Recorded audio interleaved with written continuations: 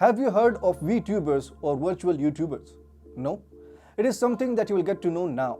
VTubing is a fun concept. Basically, a VTuber is an online entertainer who uses virtual avatar created through the use of computer graphics and real-time motion capture technology.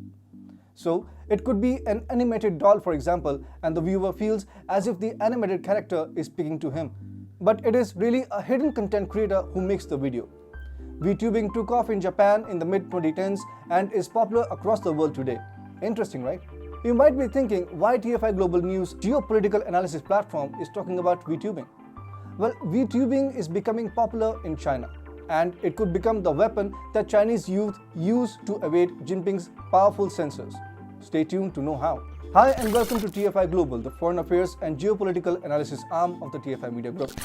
I'm your host Piyush, and in this video I will tell you how Chinese youth is planning to evade censors in China. Let's begin. China is a dangerous country to live in. You may be just minding your own business, but your president may end up feeling that you have made an anti-CCP political statement. This is Jack Ma, the founder of Alibaba Group.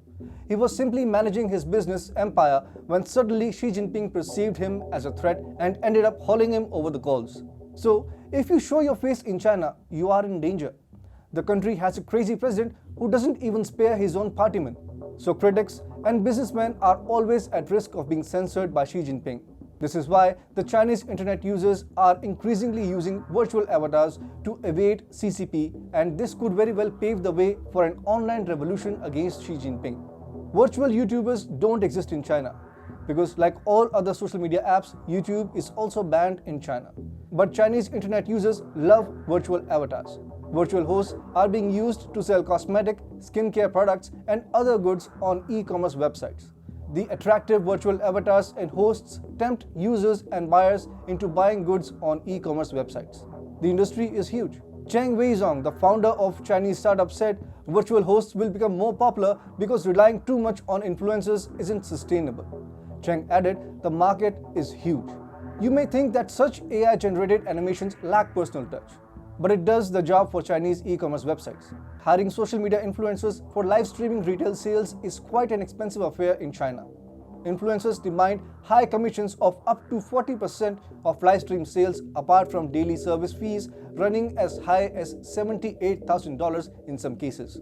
And you may never know when your hired influencer runs into trouble with the government authorities. Via, China's Queen of live streaming, for example, was handed a fine of $210 million for tax evasion by CCP authorities in China's e-commerce hub, Hangzhou, in Zhejiang.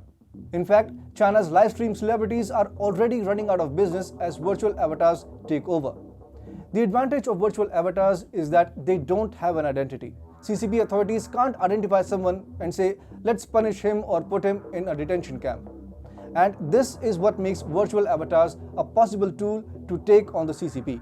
Presently, Chinese youngsters are using it for business, and tomorrow they could use it for criticizing Xi Jinping. In fact, Chinese censors have been caught napping on Japanese anime in the past. In 2020, China suddenly realized that two virtual Japanese YouTube hosts, Kiryu Koko and Akai Hato, had included Taiwan on a list of countries that contributed the most to their subscribers. Even the national flag of the island nation was displayed. This had enraged hardline CCP supporters on Chinese streaming platform Bilibili, who flooded the page of the two virtual Chinese characters with angry remarks and requests for apologies. This is what makes virtual characters extremely dangerous for the Chinese Communist Party. The fun virtual characters, which seem pretty innocuous, can easily turn into tools for expressing dissent against Beijing's policies. Presently, China cracks down on any social media celebrity it hates. Zhao Wei, a billionaire Chinese celebrity, is one of the examples. Censors also find it easy.